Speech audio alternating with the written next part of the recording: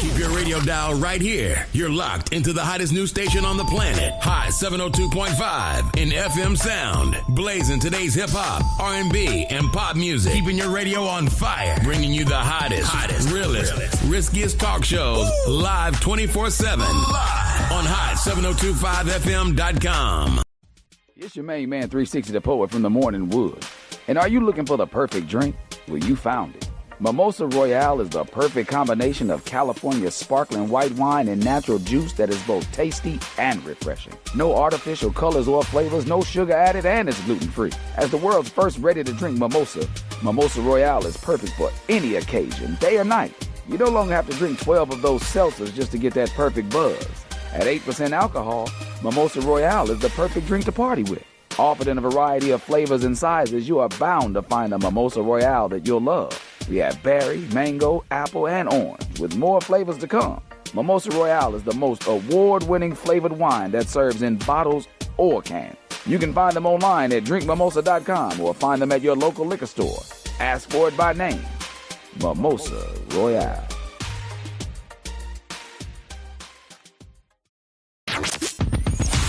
Hi. Hey. What's up? All your favorite artists. Check it out. Say my name. DJ Khaled. This is Mila J. Bruno Mars. On hot7025fm.com.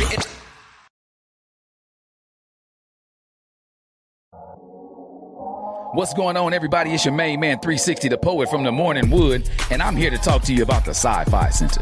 It's your Vegas home for science fiction, horror, and fantasy. From comic books, toys, and posters to movie screenings and live events, they've got you covered. Located at 900 Cameron Avenue, Suite B209, give them a call, 702-900-4335, or reach them at thescificenter.com. Tune in now on hot7025fm.com. We in the air rocking like bamboo. What's up, good people? All my Let's Talk lovers out there. I am so happy that you chose to join us and be with us today on this good Thursday on Hot 702.5, one of the sexiest stations on the planet. And we here to talk some love today. I am your favorite love prescriber, Miss Love Doctor, and where there is love, there is inner beauty. So y'all already know what's going on with my beautiful co-host. Hello. Happy Thursday. Happy Love Thursday. Yes. Beauty. So, something in love is something that we all need. So go ahead and share this with your good people. And drop some hearts, though. Let me know how y'all feeling today. And be sure to share and comment and call in if you want to be a part of this conversation. If some things resonate with you today, make sure you call in. This braid just don't want to act right. That's me being lazy. It's about time to take that. 702-551-5261. We definitely would love to hear from you. And we do talk love here, but we also make sure that it's important that you understand how you should be also sharing love. So if nobody has told you today that they loved you, I would like to be the first. Beauty and the Beat would like to be the first. So, yes, the love is real and it's necessary. So, before we do our check-in today, we want to make sure we introduce a very special guest of love that we have here in the building. Period. She's the owner of Food for the Soul Media Group. She has been a podcaster for 10 years. I was a guest on her show. Yes, I was. It was very nice. And now she's a special guest on our show. It was about time. It was brewing. Full circle. And she's a writer and director and has been delighting audiences for over 20 productions across this here country that we reside in. The most recent play is Christy Dean's Marrying for the Wrong Reason in 2018. What? And she has a current play that is going on this weekend, the 20-something and something. 22nd and 23rd. Yeah. 22nd, 23rd. This month is going so fast. I'm like, Crazy. okay, this is the 17th. I'm like, okay, the next week, okay, this month is gone. It's over, you know? And so, so we going to discuss this play, and I want you guys to drop some hearts for the lovely Miss Talitha Kume. Welcome. Yay. Round of applause. Thank you. Yes. Let me make sure that we check in with you and all of you. How are you doing? How are you feeling? Right now, I'm feeling overwhelmed, man. The honesty. Yeah, I'm feeling overwhelmed. Simply just because I decided to do this play last year, and I partnered with the West Las Vegas Library Theater, so they're actually sponsoring the production at their theater. Shout out to them. But doing that, and I wanted to, and I had to pick some dates. So I'm picking dates. I'm like, oh, okay, well, it's Women's History Month. This will be perfect to do a play about women, but not really thinking about the fact that I've been promoted at my job, my day job, and what I do. And we was out there slanging them cookies from February to now, and I'm just coming off of that. So imagine me having to work every single day and try and fit in this play rehearsal and try and go home and love on my husband a little bit. And we just relocated. We just moved to a new place. So I'm just, I'm all over the place, man. You got to take a breath. Yeah. You got to take a breath. You got to do it. That was so nice. You got to do it. Yeah. And what don't get done, it's okay. Yeah. I've started to realize that in my old age. Like, if it It's don't get definitely done, an older age yeah, thing. it really is, because I used to really just, I got to do it, I got to finish, I got to, and I hated leaving things undone. But now I'm like, I gotta get some sleep, or I gotta cuddle up and watch TV with Bobby, and I can't just do every doggone thing. Ooh, right say now. that. Yeah. Say that. Yeah. Just sitting there like That's it right there. For And it's real. okay to know that. And I think that when you talk to the elders, they tell us the game. Yeah, they do. They give us the game, so they say, slow down. You don't need to rush. Because time is ticking no matter what. And I've heard that so many different ways. So I'm like, huh. And when I went home and laid on the couch and watched TV, I had several conversations with myself. Like, who are we? What we This doing? what we do now? We just lay on the couch, but it's what my body wanted to do. So I just did it. Yeah. All right, Miss Beauty on the Beat, how you feeling? I'm feeling good. Feeling good. It's my Friday, so I'm excited. I'm about to relax. Relax. You think so? It's okay. I just feel like sometimes, like we were talking about, like we don't always have to have something going on. We don't always have to be to doing be something. putting on. So yes, I want to be going and doing things, but I'm going to relax. I heard that. I get it. I feel a sense of like release, like right now. Just like right now, I'm in this zone where I'm like, the hardcore grind is turning on, but there's also a few minutes to just sit down and release, and just be okay with the nothing, the still. Even though everything around me says get up and do this and do that and do this and do that, and I'm like, and I give myself the exact same speech. Girl. I'm the only one who got to look at it. Yeah. I'm the only one. It's only bothering me. Yep. Not saying that I need my house to be clean or whatever for other people, but I need it to be clean differently. So now it means I got to destroy it. And I think that's what happens in life sometimes. We got to break that stuff down, pull everything out, look through everything, throw some things away. Yeah. And so that's where I'm at. It's like cleaning up, spring cleaning. Yeah, in it's my almost life. that time. Yeah, my life. So yeah, it feels good. It feels really good. I love that. So we often go through things. Most times, either we are dealing with them truly alone, which is very hard within itself. Going through something is hard within itself, and then feeling like you're alone. And then sometimes we're in so deep that it feels like no one is even in arm's reach to be able to help us or pull us out, even though they may be, but we feel that we're in too deep. And let's just be clear, some just don't know how to ask.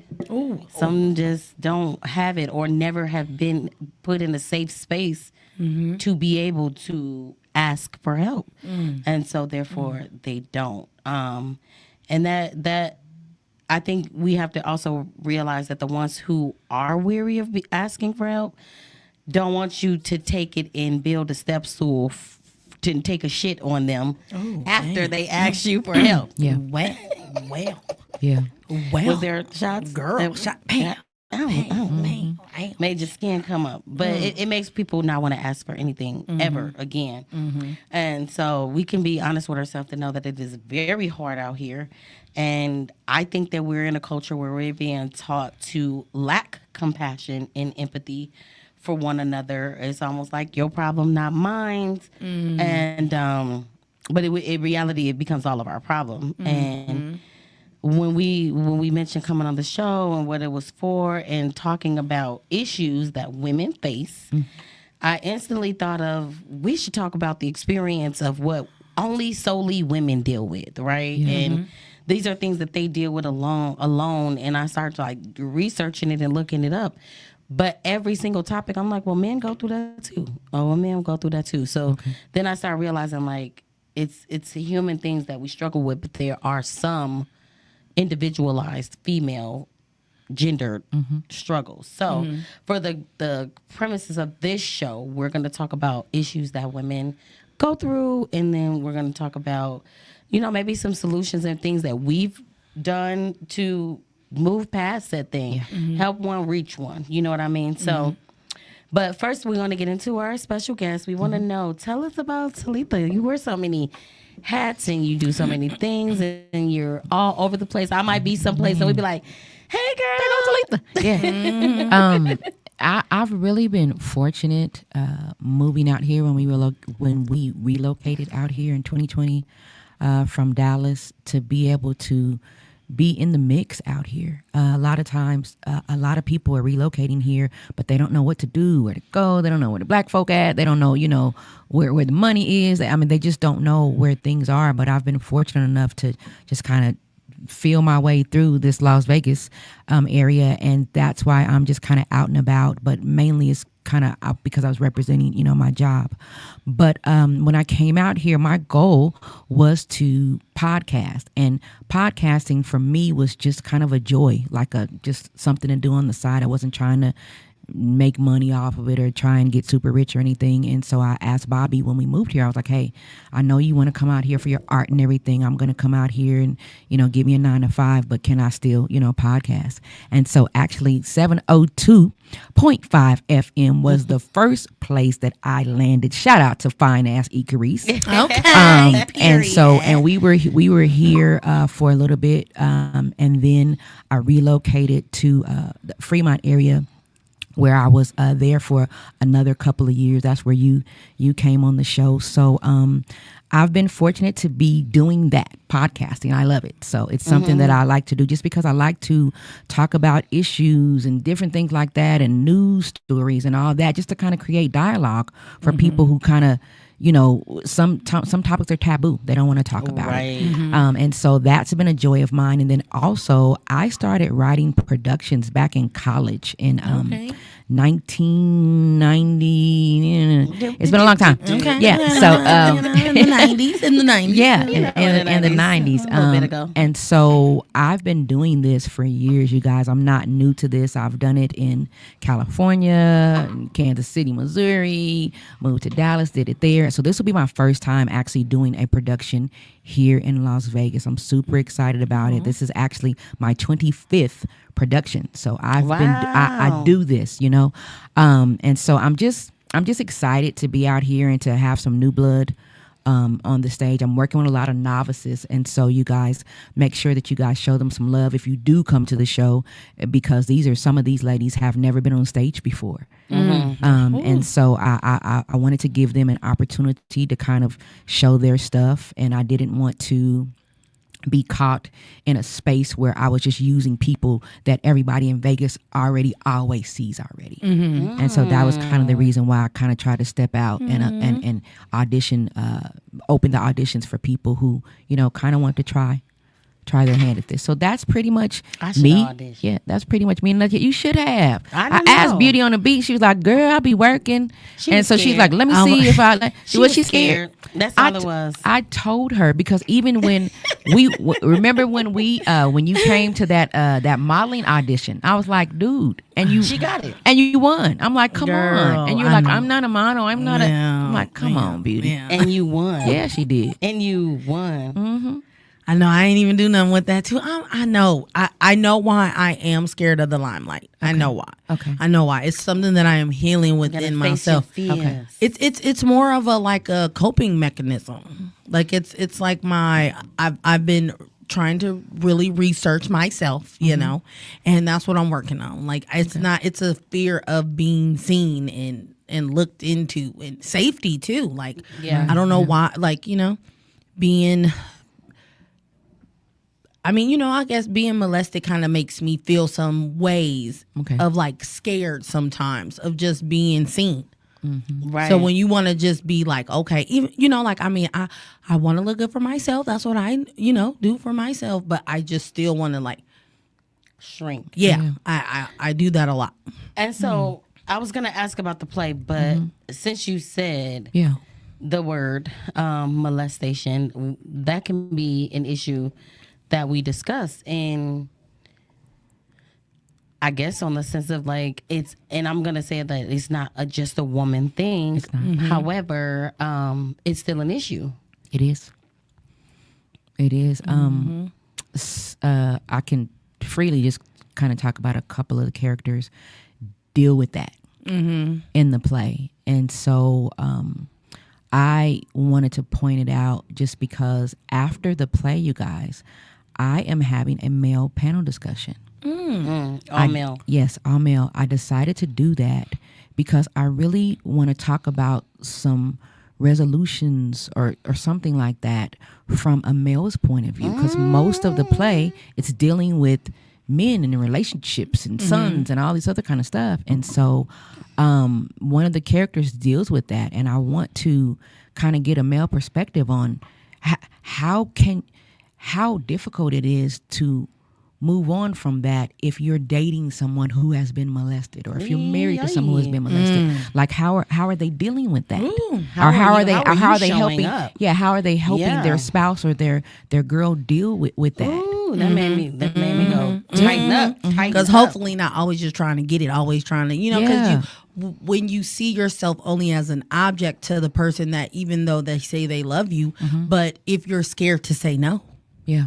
you know, like those are real things that, you know, people that, I mean, I suffer from wanting to say no, because I know that that's something that, you know, is an enjoyment for both of us, but it's not always for me. It's, I have to, certain things makes me, it triggers me. I was just you about know? to say that low key is triggering. For Yeah, you. yeah. And I think it'd be safe to write said triggers down, even if nobody ever looks at them. Right? Yeah. You can write them down, burn them, and send them up to the universe. No, I've been actively talking to my spouse about it. Just even like I cuss a lot. I said, well, when a man cusses at me, I get scared. It's aggressive to me. Like I cuss because I just cuss all the time. But it's like, but if you say motherfucking shit, God, I'm like, that's not you. Like I, you know, the octave for me is scary for a man. So I'm like, he was like, well, thank you. You've never explained it like that. So now that I hear that, he's like, I will approach it different. And I appreciate that. Like being able to speak up, that is something that I'm working on too, you know? Yeah, that's huge. So, okay, so tell us the title, the name, and how the play came about. Okay. It's called For Women Who, and it is actually a play that is along the lines of For Colored Girls. I loved Colored Girls as a young girl. I remember my mom, we were watching, I want to say we were watching it on TV. I don't think we saw it on stage, but I fell in love with that play as a young girl, and I knew that because I used to write when I was little, and I knew that I was going to do that play someday.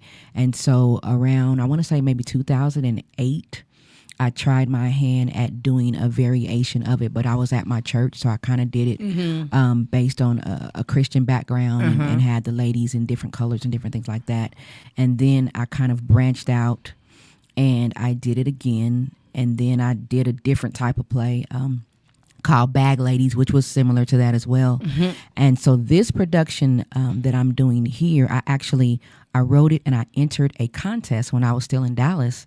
And I won. So I was supposed to get the play produced and everything in Dallas in 2020. In April. And then you moved here. When COVID happened. Heck yeah. COVID happened. I lost my job. I did move here. I moved here in 2020. So I was going to go back home in Dallas and do the play in April. And COVID happened in March and shut that shit right down. Wow. And so I knew that it would come back around. I just didn't know when. And so last year I was like, you know what, Bob? I want to try my hand at a play and see if it works out here and see if I'm good at it still, or see if, I want to do that, out here more. And so that's how it came about for me actually producing it and performing it this year. But what's funny is I always try to make sure that I'm relevant, right? And so I kind of try to write the play around the things that are going on at the time. And so the play deals with the government. The play deals with the church and some of the things we went through as we went through COVID. And it has a lot of language in it, y'all. And so I've been bracing everybody, telling them that it has a lot of language in it. And some of my church family, especially my aunt, because she's super excited about coming to see it. She doesn't know anything about it. Oh, yes, it's raw. It's raw. And it's funny that you said what you said about cursing, because I wanted to authentically, just like I appreciated how Tyler Perry, he kind of came out as a gospel Christian type of writer, but when he did for Color Girls, he kept it. Ooh, that was he kept it how it was. And so I wanted to do the same thing with these stories, because some of these stories are true stories, and I wanted to keep it authentic to how this character speaks, how they talk, what they would sound like. And so I didn't inhibit myself when I wrote it, and Bobby helped me write it as well. So we co-wrote this, and Bobby don't care about the language. So it's some rough language. So I say the church ladies finna be mad at me. Well, they finna be mad at me. Send it up to God, Lord, please, Jesus. Yeah. Okay, these is Soften the ears. Yes. Where was the Lord at? Where was Jesus at? He was with the hoes and the witch-caller. Like, we gotta come on. You gotta be like, we gotta meet them where they at. Gotta meet them where they at. Gotta meet people where they at. Okay. So we can definitely get into some issues that are important to you and you guys that you feel that women go through that is often not really talked about. And I'll start. I'll let y'all think on it, because I had a conversation today. Okay. You ready? Go ahead, baby. Nope, I want to hear, because I I don't want you to forget. Yeah. That's all right. We got time. Do it now. Okay, so women and dating, okay, with kids. I'm not in that space, but that comes up a lot with predators and different things like that, and just like, that sector. I feel like it's not talked about enough, because no one is really teaching or talking to the adults and talking to the kids where both people can thrive in a new situation, but be safe. Like, I just want to feel like I just seen a videos about like, oh, I heard that moms was out here like waiting until the kids were old enough to date. And then you have the ones that didn't really give a fuck about like, okay, well, I'm about to date. I'm about to figure this out because I need somebody. But can we talk about in the middle? I don't want this extreme or that extreme. I want something in the middle. If that makes sense. I haven't had this because when I was single, I don't have any children. But I remember reading Steve Harvey's book, and it was so funny to me. The Act Like a Lady, Think Like a Man. I really was like, oh, this what that is. I took a lot of stuff from it, and I remember him saying something that was really weird to me. He said that you should introduce your children to your potential mate right away, which I thought was odd, because I'm like, a lot of women are nervous. They don't know if they're finna be with him for a long time. So they're like, no, I'm not finna have him, be around have my children be around, my new guy. But he's like, if you don't do that, then it's going to be very difficult for you to maintain the relationship by the time you really like this guy. Introduce him to your children, and now your children don't like him, or he doesn't like them, or whatever it is. Now you're stuck because you didn't fell out in love with this dude, and now you got to figure out how to make this choice. Exactly. And you never want to choose between. Right. But then you're already investing, and if he's already feeding you what you want, you like, well, dang, how, you know, and I see a lot of and moms sometimes that go women through be that. like, F them kids, you know what I'm saying? I'm finna be with this We know dude. that. And then You see it and all then the it time. and then it doesn't work out. So I partially agree with what Steve is saying. I think once I feel that this person is safe, even though you don't know, because we You just just saw don't that know, one yeah. thing You just where don't the know, girl, man. the man been around the baby since she was 5, and now she's 10, and now he's pressing her. So, but Yeah, I'm that's saying crazy. like my source of judgment is best that I can when I feel okay, this person is okay enough, emotionally intelligent enough. They understand children. You know, like there's a lot of things you got to find out about a person, you know, before introducing them. But I wouldn't say like wait no months and then fall in love and then Yeah. I wouldn't say that, but you need to check some balances if you're going to be bringing them around some babies. But then I instantly thought about my own situation when me raising my little sister. I wasn't bringing no men around her, period, point blank. But I didn't stop living. I did a little, but I didn't. You know, mama had a You little had your life. middle. You had Mama your had a middle. little life, you know what I mean? And it was almost like in by midnight, out by 5. You know what I'm saying? And she didn't tell me till later on. Now she's a grown woman, and she's like, I only know for you to have one boyfriend, and I saw how he treated you. Exactly. You know, so she didn't know that this, you know, I was dipping off and doing me, but because it wasn't her business, she was still young, and I didn't need to show her anything that's other than how she should be treated. You know, so I mean, like I said, it paid for her because she came back later on and she was like, no, I didn't think he was good. Thank you. I did it right. I want to talk about though. What's not discussed a lot is like, I don't want to say ratchet because I don't know that they're ratchet, but baby mamas. A lot of time, baby mamas that's just not really doing, you know, they not doing their part, you know. Okay. And I feel like we've grown up. I know for me, you always hear about the baby daddies, the deadbeat dads that ain't shit, that ain't this, that ain't that, or whatever. And we don't really talk about the baby's moms, especially when you're a new wife having to come into the situation and try and help that situation out. You know what I'm saying? Nothing And you're but love. having and you're having open arms. you're having to deal with the baby's mom who's upset for whatever reason, and that's what I feel like. I don't know, because like I said, I don't have any children, but I feel like some of them are just kind of angry because they're not in the relationship anymore for whatever reason. And so now the new woman is coming in, and I'm just trying to help my boo. You know what I'm saying? Like I'm trying to help my boo, so I want to get along with your child. I'm not trying to take your child's place. I'm not trying to do any of that. I'm just trying to be there for my husband while he takes care of his responsibility. You said so many things. But some of them make it so difficult. Yes, they do. They make it so difficult for us to stay around and be there and not want to say, man, F you and your kid. It's a double-edged Pow, sword, pow. baby. It's a double-edged Really, sword. honestly. So I want to talk about that. Let's talk about it. I mean, for me, I want to say first and foremost, from woman to woman who don't have children, who has taken on the role of someone else's, I salute you. Because like you said, I don't have anything that, I don't have a bone or a dog in this fight, but here I am standing toe to toe with my man. And then it's like, you making an issue for me when I'm making it easier for you. Where the hell is Stepmama's Awareness Day? Absolutely. You know what Absolutely. I'm saying? Like, Yeah, where's that at? Because, baby, I did it and it's hard. And then it's a double-edged sword when you have brothers. They know how I feel. And it's like, I did get to that place. And I feel like a shitty auntie 90% of the time, but that other 10% is so strong that it's like, I don't have to deal with them mothers. I don't have to deal with them. And it's so much control. They use these babies as pawns. Man, they do. They absolutely do. And their game. And you dead wrong. If it's you dead wrong. Dead wrong.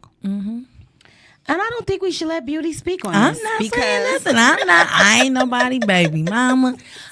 It's okay. I don't have to put my paw in this fight. I'm good. Okay. I'm good. Because again, I'm only speaking for the ones that they have reasons to be that way. We know that there are women that are out here that are trifling. We ain't talking about them. We're not. We are talking only about them. We're not talking about the ones that We're only talking about the trifling homegirls that. The homegirls that, again, that they fathers don't come up, or they only in their DMs to see their kids if they want to fuck. You know, like these are the things. We're not talking about them. We ain't talking about them. We're talking about this one. That's right. I got you. Good. I digress. I think though that it is a big deal of the fact that, and then sometimes it's not even that they want the man. They just don't want you to have the man. Right. Or that's a big thing. Yeah, it's kind of like they, you pee on your spot, and you're like, okay, this my dude, and no matter what happened, he doesn't deserve to find happiness. So I'm just gonna continue. Oh yeah, he better not find happiness with you. And he doesn't deserve to find happiness. That's so how I'm finna, and he shouldn't have it without me. Yeah, of course. I birthed your baby. Of course, of course, of course. And so. That doesn't get talked about a lot. I think that a lot of women, therapy is wonderful. We y'all. do need therapy is wonderful, y'all, and especially if you have unresolved issues with your baby's father that you need to kind of let go and move on. Because if he's moved on, baby, move on. Don't allow your child to suffer because you're still holding on to whatever, even if he did you wrong, you're still holding on to that. And so you use this child as this, and I'm not talking about the deadbeat dads. I'm talking about the men that want to be in their children's lives, but it's the hard. one that wants to be there. Yeah, it's the one that they for them find to be the there worst because baby mama. Yeah, because they can't deal with the baby mama. So it's like, okay, well, I can't deal with her, so I'm not going to deal with my kid, and then the kid suffers for years, and then the kid is blaming the father, which is going on in my situation because the father's not there, not knowing like. Man, it's difficult to deal with your mom. Yeah. And I even came in with like, hey, let me try and figure this out woman to woman and kind of talk to you. And then me and her kind of got into it. And I'm like, I don't know what else to do. Some people just want to be mad. Yeah. Some women just want to be mad. Angry, bitter, mad, upset. You know? Yeah, it's but it'll show up in that kid when she get older in her shout relationship. out to all the stepmamas out there. Absolutely. Shout out to y'all. One love. One love. I salute you. Stepmamas is she's naive because baby, they make sure your child is together when you're not around. And it's like if you didn't trust, first of all, if you didn't trust the man that you had a child with to make good decisions on the next person to have your child around, you need to check yourself. You know, so it's so many variables to that, but you don't deserve to get drugged because you busted a nut in somebody. Yeah. And most of the times it's just that. It wasn't even like, you want to have a baby? Me too. No, you wanted to have sex and have an orgasm. Yep. And now there's a child. And I know God blessed me because because I knew it was going to be an issue. I knew it was going to be an issue because I told my ex, I said, listen, I know how I was raised and I refuse to allow my child to be raised like that. So if you plan on having a baby with me, you must want to be BFFs. You know what I'm saying? Regardless if we're in a relationship or not, we need to be friends. And we probably need to live next door to each other or the same block or around the corner. Like we need to, first of all, my child needs the dad in the home. So if you don't plan on staying with me, you don't need to have a baby with me. Facts. That's a necessity. Know, so I was blessed. Thank you, God, for all your blessings. Thank you. I was too. Thank you, Lord. Thank you. Yes. Thank you. And so I had a conversation today, and I thought about an issue which I definitely think gets skipped over often is hormonal balance. And how many different levels of hormonal transitions, we'll call it, that we go through from conception to dust to dust, earth to earth, or whatever they say. Thank you, because I'm living it right now. The changes is happening. Girl, I'm not playing with her. TikTok diagnose her every 2 weeks. She going through something. It's not. I'm telling you. It is real. Okay. It's real. Going through the change. I'm middle aged, bro. It's real in these streets. You almost made me spit this up. Shut up. She turned 43 days ago. Oh, God. Oh, that one. Everything is different. I'm getting hot.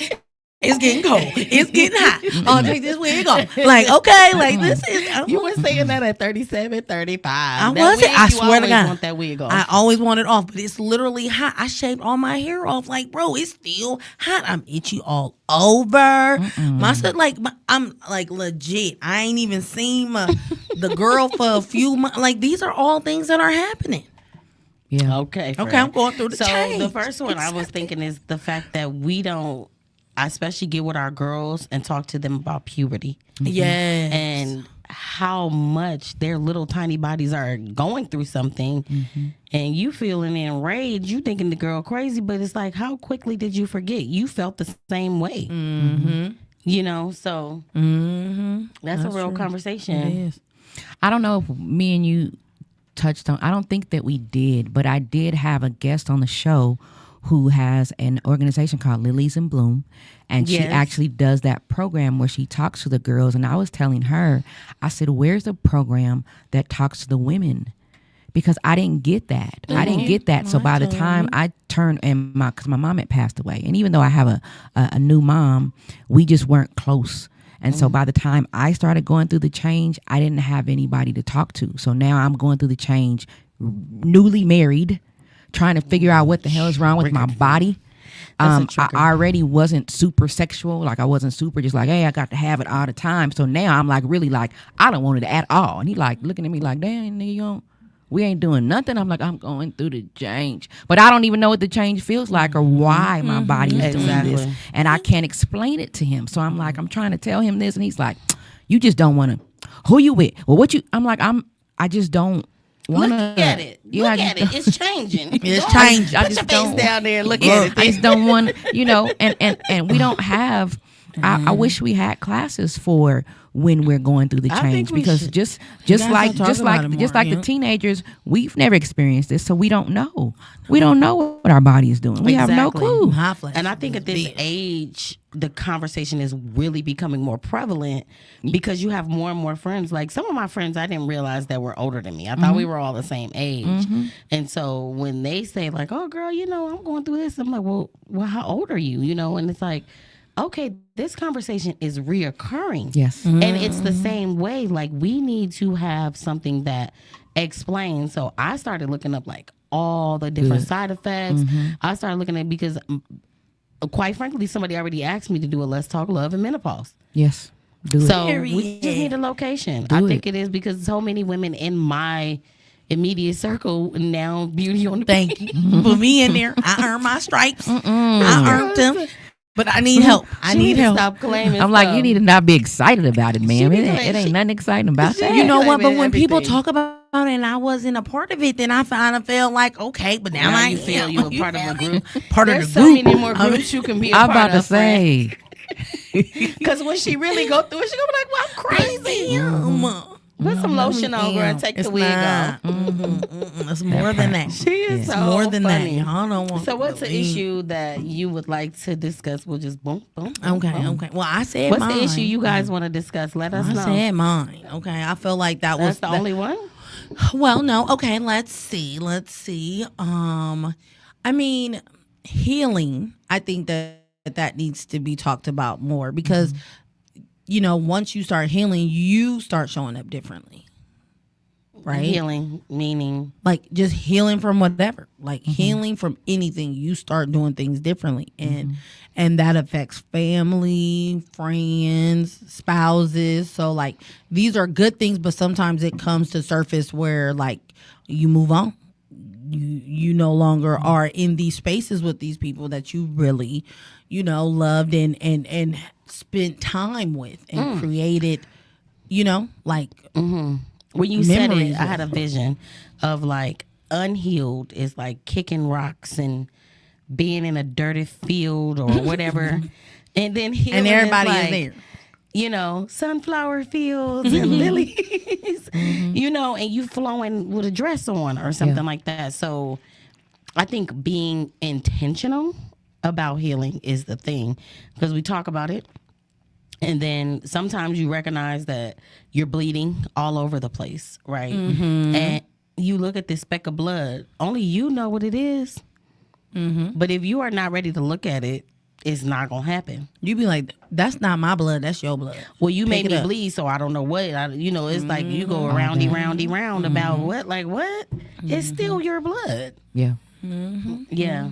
I can get with that. And I think that the play, it actually touches on that. It touches on some of the women are in a healed space, so they can kind of talk about what happened to them. And then some of the women are still angry about what happened to them. And so it kind of touches both spaces where you might see yourself in one of the women. I love and that. then I kind like of figure that. out, what that looks like. Because now I'm holding a mirror up to your face saying, damn, do I come off like that? Oh, man. Yes. Now I got to fix that, or now I got to try and figure out how to You resolve accept that. how Yep. to resolve that. I love that. That mirror work is crucial. It's scary. That mirror work is crucial. It is the most probably the most scariest thing that any person can go through. Even scarier than losing someone, because you have to look at yourself and say, man, I am super flawed. I am super flawed, and I got to figure out how I can be the best me that I can be for me. Because if I don't do it for me, then I can't do it for anybody else. It's not possible. Yeah. You It's try not to say possible. you do Yeah. it for your kids, but you really don't. No. Because you spill out on them in so many other ways. And when you start really looking at yourself like, damn, by the time your kid is a young adult, you like, fuck, I done fucked you up too. My bad. My bad. Like legit. You be apologizing for things you don't realize, but then when it's brought to your forefront, you like, ooh, I was bleeding all over the place, So That's when that healing comes. I know Beauty wanted me to talk about this one, and we've brought it up a couple times today, the pressures of not having children. Okay. It's a real thing. When you don't have it, you have so many different layers of people coming at you from different ways, and the famous phrase that makes my ass itch, quite frankly, is it's not too late. I'm like, whose clock are you on? You didn't even check with me if it was too late. You're just assuming for me and my age and where I'm at, and it's not too late for you. You could do it. Says who? Who says I want to? That's the one thing that Never people, asked. it's like, yeah. Again, society makes you, I try to be good, what society says. Get married, have kids, like do all those things, but they don't tell you all the extra stuff. They don't tell you that it costs, like they not cheap.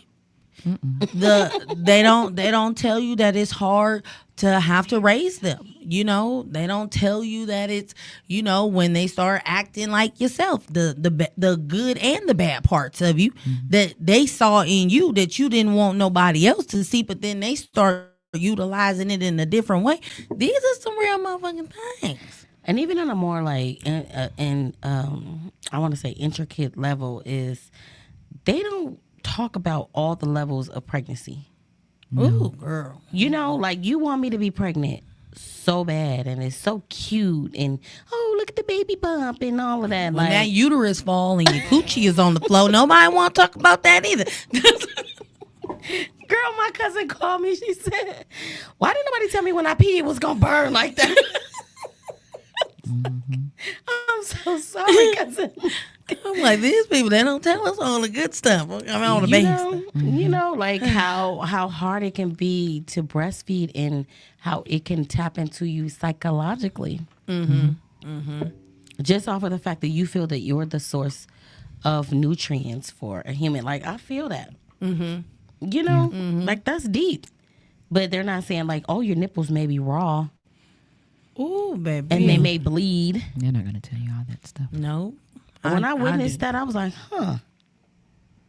Or when they engorge and you need to get that milk out, and you be like, who doing it? You or this baby? Okay, if you got someone, you better get this shit up out of here. Yeah. And then the main thing is postpartum, which is i.e. just the results of that, or depression/psychosis. That's the one they really don't want to talk about. Because first things first, they say, oh, she's just crazy. Yeah. I know. That's not. Oh well, my husband always be like, well, when they pregnant, they be really. Watch your mouth. Watch your mouth. Trigger, calm down. Shut the house down. Yeah, I had to take a course on postpartum psychosis, and that's what made me want to focus more on postpartum doula work, because I would probably think the same thing, like, the nerve of this lady killing her kids. What's wrong with her? But then I don't have children, so I can't relate. Mm-hmm. But I do have an empathetic bone and a sympathetic bone in my body. And I do have something hormonal that happens every single month that already has me, I guess, baby wacky. So imagine having a child and your hormones plummet like that, and you're completely off balance, and everybody's saying you're crazy. Yeah. That's deep. It is. It really is. It gave me a whole new outlook on that. And like, I can't get jiggy with murder. I can't get jiggy with murder. Period. I don't think we have the right to put our hands on other people. But I empathize with those women. And it was one lady who really pulled me in, and what she said was, she said, and I think maybe because this is how I may be, she was so scared of the world eating her baby up. So much going on. What if I can't protect them from this? What if I can't protect them from that? She just went in there and suffocated the baby. That was I can't all protect in her it. mind. I can't protect it. So I'm gonna kill him. I'm gonna just take him, send him to Jesus now. Wow. But you put yourself at risk to bring them in there, That's and weird. then That's weird. I mean, But it's a fear. Well, every mother gets that mama bear thing I that get that. happens Yeah. when you become pregnant and then give birth anyway. But then if your postpartum is leveled and it has depression and you have this, so it's like layers upon layers upon layers that I don't think gets talked about enough, because women are out here suffering every day, and we walking around here at work acting like everything is great. You trying to figure out why Becky and Jamie is so messy. This they only outlet. Hell yeah. Hell yeah. That part. That's when I got a job, I was like, oh my God, it's so nice. I get to meet other people. I ain't gotta be like, mama, like the baby talk and everything. Like you really do lose yourself because you're so engulfed with being what you either didn't have or you want to be better. Yeah. Yeah. So what's another issue that you feel that is based off of the play that definitely needs to have some sort of highlight to it? Daddy issues. Oh, damn! Why you Show's got over. Daddy issues. Why you Thank gotta- y'all why for you gotta- tuning in. click, clack, This is boom. Let's Talk. Damn. Damn. I'm telling y'all, I'm touching I on. coulda did the daddy I'm issue. touching on everything, because when I decided to write it, like I said, there were 4 women particularly that I listened to their stories, and I was like, hey, can I put your story in my production? And so one of them, really bad daddy issues from her father kind of being there for her when she was younger, and then something happened. I want to say maybe she got pregnant or something at a young age, and then it totally changed.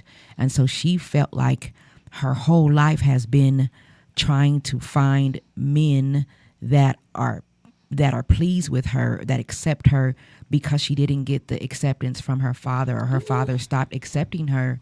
And so she's just going through life just, okay, well, I don't care if he beat me as long as he say he loved me, or he married me, or he put a ring on it, or whatever. And so I think that those issues are not talked about a lot. And that's another reason why I want these men to say, hey, what we doing with these women out here who have daddy issues that didn't grow up with a father? How are we helping these women? Because you're dating some of them and you're married to some of them. And some of them are going to be your daughters. What are we doing about it? What are we going to do about it? Yeah. Thank you. And I think, too, about the dads that creates the issue. Like, are you just sitting on your couch never thinking about your daughter? Absolutely. You know what's in the world. You know how rugged and ratchet it is outside, because that's every man's fear to have a daughter, right? That's what they say. They don't want anybody to, first of all, treat the girl like they treat girls. Let's start there. And then you allow your child to live without you. Where are you at with that? Like, how do you feel in your nutsack, since that's where we came from? Yeah. You know? Wow. Daddy's it. Daddy issues is huge. Yeah.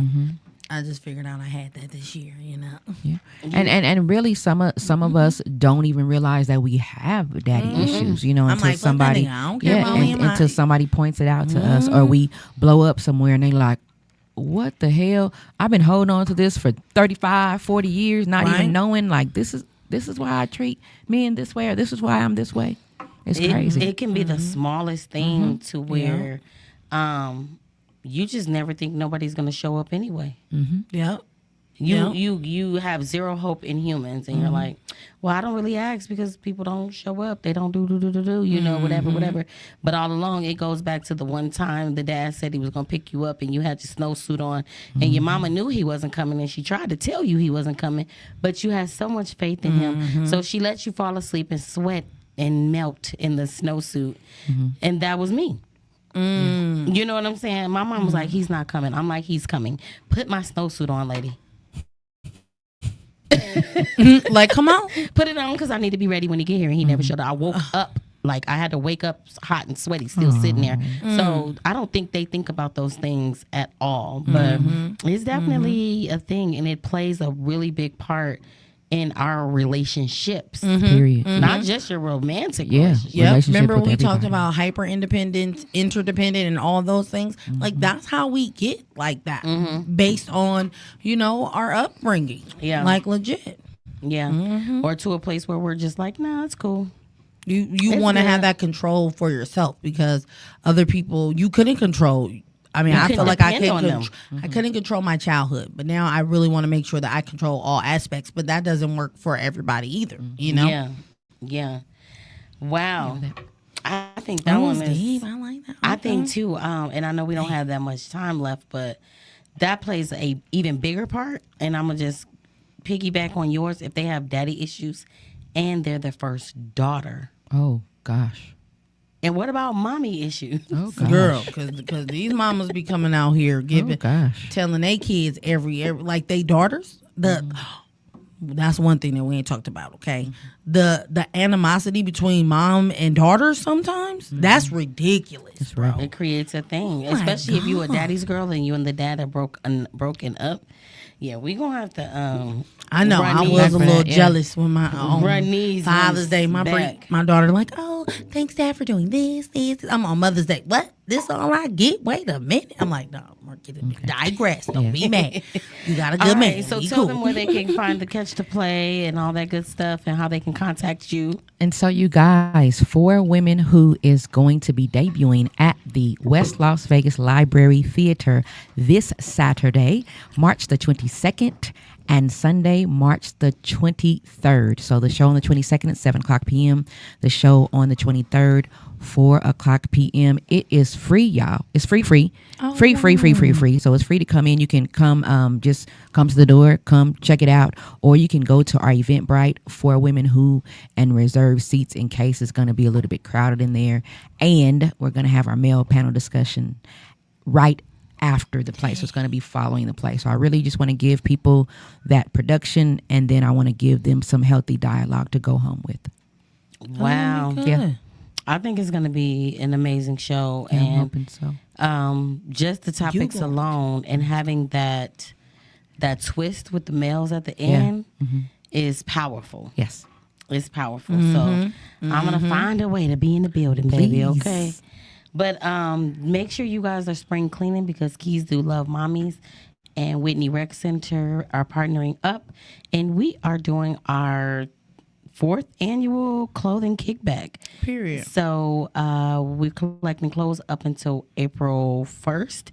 And you can drop them off. You can coordinate with me or Beauty on the Beat. And we can make sure we are giving clothes that we're no longer wearing. What they say, one man's or woman's trash is another person's Treasure. treasure. So instead of us putting the clothes into the garbage, which messes up our environment, Let's let someone else rock your gear. Let's see if your Gently style more. is out here popular. But we want to make sure that we love you guys and make sure that you tune in next Thursday at 6 p.m. where we talk love, and we'll see you again. Keep your radio dial right here. You're locked into the hottest news station on the planet. High 702.5 in FM sound. Blazing today's hip hop, R&B, and pop music. Keeping your radio on fire. Bringing you the hottest, realest, riskiest talk shows live 24/7 on high 702.5fm.com.